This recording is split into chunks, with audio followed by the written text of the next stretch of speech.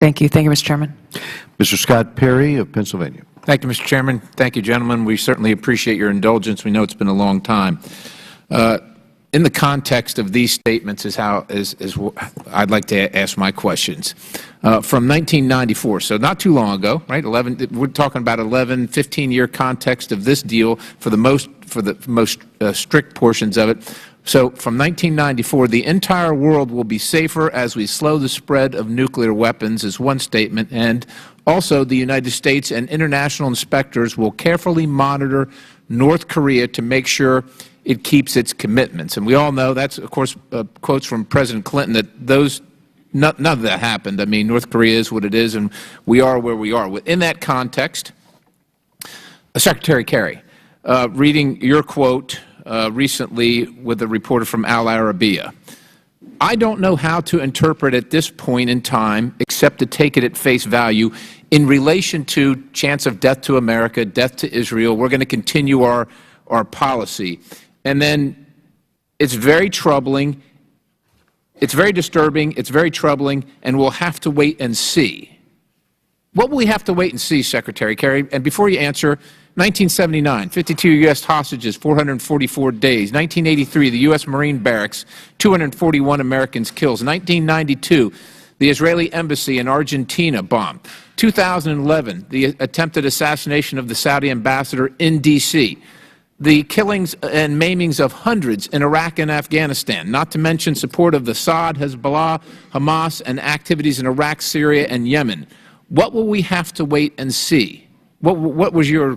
to see the implementation of the plan, Congressman. No, look, you and I can have a speech off if you want. I don't want to have a speech off. I want to understand your comments. We could have we could have a competition for who is angrier about some of the things Iran has done historically. We understand they've killed Americans. We understand what they did in Khobar terrorists. We understand all of this. But they were marching towards a nuclear weapon. Mr. Secretary, you must understand, I appreciate this is my time, you must understand the American people see Iran as like a crocodile or a shark that does what it does. And we're saying, well, we're going to give the crocodile or the shark a few more teeth and let's see if it does something different. That's just not accurate. That's not accurate. But that's what we see. We have left in Let me say this, too. You have said that we don't have a better option. You keep on saying, well, you haven't provided a better option. Congressman, First of all, Mr. Secretary, with all due respect, it is not Congress's job. This is the administration. And if you would use the treaty process as provided by the Constitution, maybe we wouldn't be in this situation. Furthermore, you say, well, this is the only deal we can get, that there's no better deal. Congress has a long history of instituting better deals. Example are 200 treaties, including 80 multilateral accords modified by Congress, including the Arms Control Agreement, SALT II, and the Threshold Test Ban Treaty that failed to reach a vote and were modified. So there is a history for that of getting a better deal. And if the Ayatollah doesn't like it and doesn't want to negotiate it, oh, boo-hoo. We're here for America. We stand for America. You represent America. With that having been said, it's in another interview, if you don't get a majority in Congress to support this deal, doesn't that undermine the deal? And your statement, it's abbreviated, they don't care over there. And I'm assuming you mean Iraq, as long as the deal is implemented. And that's what we care about, that this deal being implemented.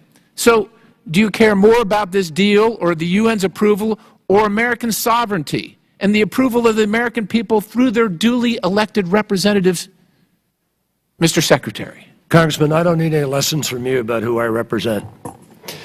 I've represented and fought for our country since I was out of college. And God bless you for your service. Don't give me any lessons about that, okay? Now, let me just make it crystal clear to you. This is America's interest, because America is the principal guarantor of security in the region, and particularly with respect to some of our closest friends. Now, we believe that Iran was marching towards a weapon or the capacity to have a weapon, and we've rolled that back, Congress. Okay, that's your opinion. That's indisputable. No, let me ask you this. Let me ask you this, Mr. Secretary. That's a fact. Is it possible that Iran will acquire Russian air defense missiles in relation to the arms embargo lifting to protect nuclear sites? Possible or not possible? Say that again.